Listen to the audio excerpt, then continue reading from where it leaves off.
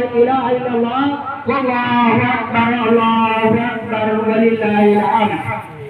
نماز کے بعد بغیر خطبہ سنے بھاگ کر جانے والے افراد یہ بات یاد رکھیں کہ عید کی نماز ادا نہیں ہوگی، اور اسلامی حکومت ہوتی تو ایسے حضرات کو کوڑوں سے پیٹا جاتا۔ جو بوڑھے اور جو جوان بھاگ رہے ہیں وہ قابل ملامت ہیں، اور جن کی اولادیں بھاگ رہی ہیں وہ لوگ بھی قابل ملامت ہیں کہ اولاد کے اوپر اتنا بھی کنٹرول نہیں بچا کہ 10 منٹ آدھا گھنٹہ کا عید کا خطبہ سننے کے لیے انہیں مجبور کر کے روک سکے۔ اللہ اکبر لا الہ الا اللہ واللہ اکبر وللہ الحمد۔ حضرات، رمضان المبارک کے پورے 1 مہینے ہم نے رمضان المبارک کے روزے رکھے ہیں، اور اللہ رب العالمین کے رسول صلی اللہ علیہ وسلم نے فرمایا من صام رمضان ایمانا واحتسابا غفر له ما تقدم من ذنبه۔ جس نے رمضان المبارک کے مہینے کے روزے رکھے ایمان کی حالت میں اور اس بات کی نیت اور یقین کرتے ہوئے کہ یہ ثواب کا کام ہے، اللہ رب العالمین ثواب دے گا، اس کے گزشتہ گناہ معاف کر دیے گا۔ ہم نے رمضان المبارک کے مہینے میں قیام اللیل کیا ہے۔ قیام اللیل کے بارے میں اللہ کے رسول صلی اللہ علیہ وسلم نے فرمایا من قام رمضان ایمانا واحتسابا غفر له ما تقدم من ذنبه۔ جس نے رمضان المبارک کے مہینے میں قیام کیا ایمان اور احتساب کی حالت میں، اس کے گزشتہ گناہ معاف کر دیے گئے۔ ہم نے رمضان المبارک کے مہینے میں 5 پاک راتیں اللہ رب العالمین کے لیے رضا کے لیے جاگ کر کے آنکھوں میں گزاری ہیں، اور اللہ رب العالمین نے قرآن کریم میں فرمایا کہ اگر کوئی 5 پاک راتیں جاگتے ہوئے لیلۃ القدر کو پالے خیر من الف شہر، تو 1000 راتوں کی عبادت سے زیادہ افضل ہے، یعنی کم از کم 83 سال کی عبادت کا ثواب ملے گا۔ ہم نے رمضان المبارک کے مہینے میں اللہ رب العالمین کے لیے قرآن کریم کی تلاوت کی ہے۔ اللہ کے رسول صلی اللہ علیہ وسلم نے فرمایا کہ الف 1 حرف ہے، لام 1 حرف ہے، میم 1 حرف ہے، اور رمضان کے مہینے میں نیکیاں بڑھا دی جاتی ہیں۔ یہ تمام انعامات، یہ تمام احسانات، یہ تمام برکتیں سمیٹنے کا حاصل ہے۔ اللہ رب العالمین کے دربار میں ہم اس لیے پہنچے ہیں، اس لیے کھڑے ہوئے ہیں، اس لیے جمع ہوئے ہیں کہ یہ ساری عبادتیں جو ہم نے کی ہیں، یہ ساری محنتیں جو ہم نے کی ہیں، یہ ساری کوششیں ہم نے جو کی ہیں، یہ ساری قربانیاں جو ہم نے دی ہیں، ان سب کا انعام اللہ رب العالمین سے حاصل کرے۔ اللہ رب العالمین فرشتوں کے درمیان فخر کرتا ہے کہ یہ میرے بندے ہیں، جو بندے 1 مہینے تک عبادت کر کے بھوکے پیاسے رہ کر کے میرے احکام کی تابعداری کر کے آج میدان میں جمع ہوئے ہیں کہ ہم مجھ سے اپنی نیکیوں کا بدلہ حاصل کر سکیں۔ تو آج کا دن انہیں نیکیوں کا بدلہ حاصل کرنے کا دن ہے۔ اللہ رب العالمین سے دعا ہے کہ پروردگار ہمیں ان تمام نیکیوں کا بدلہ دے، اور جو نیکیاں رمضان المبارک کے مہینے میں ہم نے کی ہیں، تقوی کا جو ہمارا معیار رہا، اللہ رب العالمین مزید 11 مہینے تک اسے برقرار رکھے۔ اللہ اکبر لا الہ الا اللہ واللہ اکبر وللہ الحمد۔ یہ عید کا دن خوشی کا دن ہے، عید کا دن سرور کا دن ہے، عید کا دن اہل و عیال کے ساتھ گزارنے کا دن ہے، انہیں خوش رکھنے کا دن ہے۔ عید کا دن خوشی منانے کا دن ہے۔ بخاری کی روایت ہے، حضرت ابوبکر صدیق رضی اللہ تعالیٰ عنہ ایک دن اللہ کے رسول کے گھر میں عید کے ایام میں پہنچے۔ حضرت عائشہ کہتی ہیں جب آپ گھر میں آئے تو 2 چھوٹی چھوٹی انصار کی بچیاں گانا گا رہی تھیں۔ بعد کے جنگ میں جو لوگ مارے گئے تھے ان کو یاد کر کے اللہ کے رسول صلی اللہ علیہ وسلم گھر میں آئے اور پیٹھ کے بل لیٹ گئے اور سننے لگے۔ حضرت ابوبکر صدیق رضی اللہ تعالیٰ عنہ مسجد گھر میں داخل ہوئے اور کہا کہ رسول اکرم صلی اللہ علیہ وسلم کے سامنے تم وہ گانا گا رہی ہو۔ اللہ کے رسول صلی اللہ علیہ وسلم نے حضرت ابوبکر سے کہا کہ آج کا دن عید کا دن ہے، اور اس عید کے دن میں خوشی منانے کا دن ہے، خوش ہونے کا دن ہے۔ ان بچیوں کو چھوڑ دو اور انہیں جو کچھ یہ پڑھ رہی ہیں، گا رہی ہیں، انہیں گانے دو۔ حافظ ابن حجر رحمہ اللہ نے اس روایت سے استدلال کیا ہے کہ دراصل اس دن کے اندر خوشی منانا اللہ رب العالمین کو پسند ہے۔ اس دن خوشی کا اظہار کرنا اللہ رب العالمین کو پسند ہے۔ اس دن خوش ہونا شاعر دین میں سے، دین کے شاعر میں سے، دین کے علامت میں سے۔ اللہ کے رسول صلی اللہ علیہ وسلم کے بارے میں حضرت عائشہ کہتی ہے، کئی حدیث کی کتابوں میں روایت موجود ہے کہ مسجد نبوی میں حبشی صحابہ چمڑے سے اور تلوار سے کھیل رہے تھے۔ میں نے اللہ کے رسول صلی اللہ علیہ وسلم سے اشارہ کیا کہ مجھے دیکھنا ہے، تو آپ نے مجھے اپنے کندھے کے پیچھے کھڑا کر لیا اور آپ کا چہرہ میرے چہرے سے ملا ہوا تھا، اور میں کھڑی ہو کر کے بہت دیر تک یہ منظر دیکھتی رہی۔ جب میں تھک گئی اور اللہ کے رسول صلی اللہ علیہ وسلم سے فرمایا کہ اللہ کے رسول صلی اللہ علیہ وسلم مجھے جانا ہے، تو اللہ کے رسول صلی اللہ علیہ وسلم نے جانے کی اجازت دی۔ علامہ نووی رحمہ اللہ کہتے ہیں اس حدیث کے تعلق سے کہ دراصل یہ روایت یہ بتاتی ہے کہ عید کے دن خوشی منانا اور خوش ہونا شاعر دین ہے۔ اس دن اپنے اہل و عیال کے لیے کوشش کرنا بھی شاعر دین ہے، اپنے اہل و عیال کو خوش رکھنا بھی شاعر دین ہے، ان کے ساتھ وقت بتانا بھی شاعر دین ہے۔ لہٰذا عید کے اس دن میں اپنے اہل و عیال کو وقت دیجیے، انہیں خوش رکھنے کی کوشش کیجیے، اپنے اندر خوشحالی پیدا کیجیے، اپنے دل میں خوشحالی پیدا کیجیے، اپنے اعمال میں خوشحالی پیدا کیجیے، اور اللہ رب العالمین سے دعا کیجیے کہ پروردگار ہمیں جو محنتیں کی ہیں ان محنتوں کا اجر دے، ثواب دے۔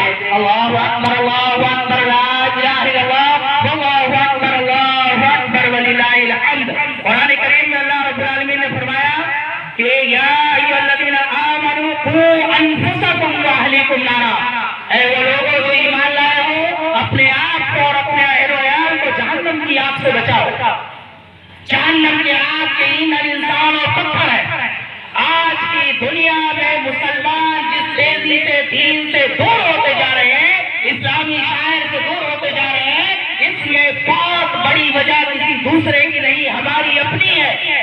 آل و اولاد کی تربیت میں ہم نے وہ کوشش نہیں کی جو کوشش ہمیں کرنی چاہیے، جو ہمارا دبدبہ، جو ہمارا مقام، جو ہمارا درجہ ہونا چاہیے، وہ مقام، وہ درجہ اور وہ حیثیت ہماری نہیں رہی۔ میں بارہ حضرت حسن رضی اللہ تعالیٰ عنہ کا ذکر کرتا ہوں، اتنی محبت رسول اکرم صلی اللہ علیہ وسلم کرتے تھے، لیکن ایک غلطی اس معصوم بچے سے دیکھی تھی، جو معصوم بچہ اپنے پیروں پر صحیح طریقے سے چل نہیں سکتا تھا، صدقے کا ایک کھجور اٹھا کر کے اپنے منہ میں ڈال دیا تھا۔ رسول اکرم صلی اللہ علیہ وسلم نے حلق کے اندر انگلی ڈال کر کے وہ کھجور کا ٹکڑا نکال کر کے پھینک دیا تھا، اور اپنے نواسے سے کہا تھا کیا ابنی، اے میرے بیٹے تھوک دو، اے میرے بیٹے تھوک دو، آلے ہاشم پر صدقہ حلال نہیں۔ یہ نبی کریم صلی اللہ علیہ وسلم کے تربیت کا اصول تھا۔ آپ کی بیٹی روتے ہوئی اللہ کے رسول صلی اللہ علیہ وسلم کے پاس آئی کہ اللہ کے رسول صلی اللہ علیہ وسلم چکی پیستے پیستے ہاتھ میں چھالے پڑ چکے ہیں۔ اللہ کے رسول صلی اللہ علیہ وسلم مشکے کا اٹھاتے اٹھاتے حالت خراب ہے، آپ ایک غلام دیجیے۔ کہا میری بیٹی بدر کے یتیم، بدر کی بیوائیں تم سے زیادہ مستحق ہے اور سب کو بھی زیادہ مستحق ہے، میں پہلے ان کا انتظام کروں گا، تم درود تم تسبیح فاطمہ پڑھ لیا کرو، اللہ رب العالمین انشاءاللہ تمہاری مصیبت اور پریشانی کو دور کرے گا۔ آج ضرورت اس بات کی ہے کہ اپنی اولاد کے بارے میں مضبوط ہو، ان کے ایک ایک عمل کا خیال رکھیں اور انہیں اس بات کے لیے مجبور کریں جتنی ہماری طاقت اور جتنی ہماری قوت ہے، جہاں تک ہمارا بس چلتا ہے کہ وہ شاعر دین کا احترام کریں، دین کے لیے مخلص بنے، دین کے لیے آگے بڑھیں۔ اگر یہ باتیں ہمارے اندر پیدا نہیں ہو پائی تو دو چار نسلوں کے بعد توحید نہیں بچے گا، ایمان نہیں بچے گا، اسلام نہیں بچے گا، اسلامی شاعر نہیں بچیں گے، دین نہیں بچے گا۔ ہماری ذمہ داری ہے کہ اپنی اولاد تک دین کی محبت اور دین کا جذبہ پہنچائیں، انہیں تیار کریں دین کے لیے، انہیں دین کے لیے آگے لانے کی کوشش کریں۔ اللہ رب العالمین ہمیں ہمت دے، حوصلہ دے کہ ہم اپنی اولاد کی تربیت کے لیے مخلص ہو سکیں۔ اللہ اکبر، اللہ اکبر، لا الہ الا اللہ، اللہ اکبر، اللہ اکبر وللہ الحمد۔ تعلیم کے لیے تیار ہوئیے، دنیا کا ہر تعلیم جس طریقے کی بھی تعلیم ہے، شریعت دینی اور دنیاوی تعلیم کی تقسیم نہیں مانتی۔ شریعت کے نزدیک علم کی صرف دو قسمیں ہیں، ایک جائز اور ایک حرام۔ شریعت جائز اور حرام کے علاوہ کسی تقسیم کی قائل نہیں ہے۔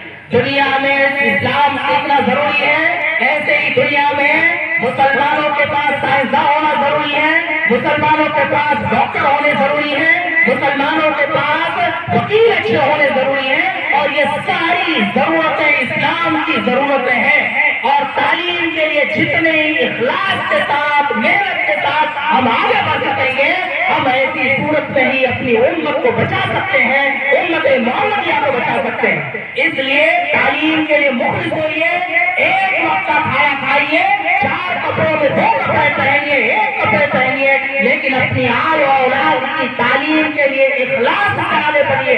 انہیں تعلیم کے میدان میں بالکل پیچھے مت جانے دیجیے۔ اگر وہ تعلیم کے میدان میں پیچھے چلے گئے تو امت محمدیہ کے جو حالات ہیں، یہ حالات مزید بگڑتے جائیں گے اور حالات مزید سے مزید بدتر ہوتے جائیں گے۔ لہذا ہم میں سے ہر آدمی کی ضرورت ہے کہ تعلیم کے لیے آگے آئے۔ نبی کریم صلی اللہ علیہ وسلم نے فتح جنگ بدر کے قیدیوں کو مدینہ میں ٹھہرنے کی اجازت شرط کر دی تھی کہ ہمارے 10 بچوں کو آپ پڑھائیں گے، اور اپنے صحابی رسول کو یہودیوں کی درسگاہ میں اس لیے بھیجا تھا کہ آپ یہودیوں کی سرکاری اور مذہبی زبان عبرانی زبان سیکھ کر کے آئیں گے، تاکہ ملت اسلامیہ اور حکومت اسلامیہ عبرانی زبان کے تئیں خود مختار ہو جائے۔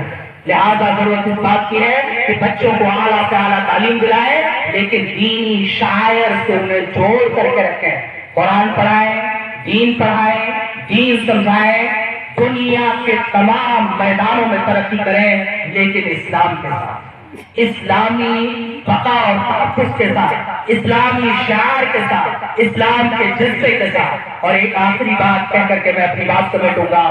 اس وقت حالات ملک کے بہت بگڑ گئے، بہت خراب ہے، لیکن ہم امت محمدیہ اپنے دل میں یہ بات ڈال لیجئے، 1000 طوفانوں سے گزر کر یہاں تک پہنچے۔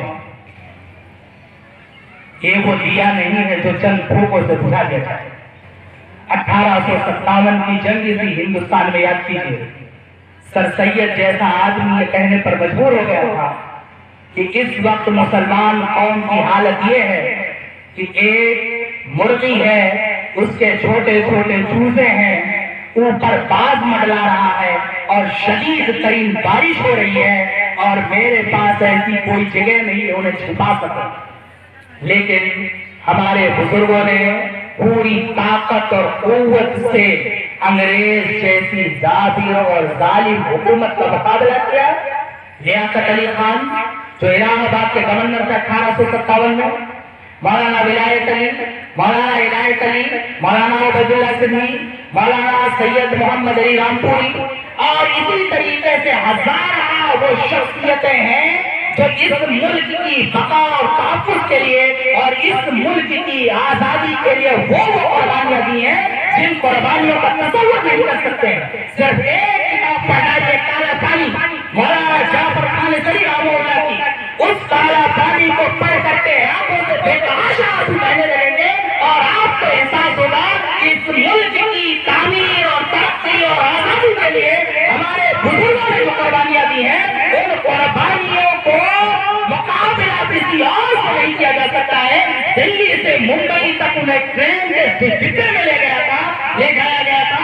مولانا نے خود لکھا ہے کہ پیشاب اور پخانے سے ڈبے میں ہم تیر رہے تھے جنگیوں میں باندھ کر کے، اور اسی میں ہم نے نمازیں پڑھی ہیں، اور اسی میں ہم نے اللہ رب العالمین کی عبادت کی ہے، جس خلاصت میں ہم تیر رہے تھے۔ ہمارے بزرگوں نے اس وطن کے لیے، اس ملک کے لیے اتنی قربانیاں دی ہیں، لہذا ضرورت اس بات کی ہے کہ اپنے اندر ہمت پیدا کریں، حوصلہ پیدا کریں، بالکل مت گھبرائیں، بالکل مت ڈریں، وطن کے لیے جو کچھ کر سکتے ہیں کریں، اس کی محبت رکھیں، اور جتنی آندھیاں، جتنے طوفان آتے ہیں آئیں گے اور گزر جائیں گے، ایک ہی چیز باقی رہے گی، وہ اللہ رب العالمین کی ذات ہے۔ ہے, اللہ رب العالمین کا بھروسہ ہے, اللہ رب العالمین کا اعتماد ہے. اگر اللہ رب العالمین ہم سے راضی رہا تو ہم باقی رہیں گے, اور اگر اللہ رب العالمین ہم سے راضی نہیں رہا تو پھر ہم ایسی صورت میں باقی نہیں رہیں گے. ضرورت اس بات کی ہے کہ ہم آپ تمام لوگ اپنے اندر عزم پیدا کریں, ہمت پیدا کریں, حوصلہ پیدا کریں. مولانا آزاد رحمہ اللہ نے کہا تھا کہ عزم کر لو اور کھڑے ہو جاؤ, ہندوستان کا کوئی فیصلہ تمہاری آواز کے بغیر ادھورا ہے. یہ عزم کریں, لیکن بس ایک بات یاد رکھیں کہ اللہ رب العالمین کو ناراض نہ کریں. اگر اللہ رب العالمین کو ان مشکل حالات میں ہم نے ناراض کر لیا تو پھر ہماری بقا اور تحفظ کا مسئلہ بہت مشکل ہو جائے گا. اللہ رب العالمین ہمیں کہنے سننے سے زیادہ عمل کرنے کی توفیق دے. اللہ رب العالمین ہم نے رمضان المبارک کے مہینے میں جو عبادتیں کی ہیں انہیں شرف قبولیت دے. اللہ رب العالمین ہم نے رمضان المبارک کے مہینے میں جو تیری عبادتیں کی ہیں, تجھے راضی کرنے کی کوشش کی ہیں, اللہ رب العالمین تو اسے قبول فرما لے. اللہ رب العالمین ہمیں نیک بنا, ایک بنا, ہماری صفوں میں اتحاد دے, ہمیں دین کے لیے مخلص بنا. اللہ رب العالمین ہم میں جو بیمار ہیں انہیں شفائے کلی عطا فرما. اللہ رب العالمین ہم میں جو انتقال کر گئے ہیں ان کی قبروں کو نور سے بھر دے, انہیں جنت الفردوس میں اعلیٰ سے اعلیٰ مقام دے. اللہ رب العالمین ہم تمام لوگوں کو دین کے راستے میں قبول فرما. آمین. وآخر دعوانا الحمدللہ رب العالمین.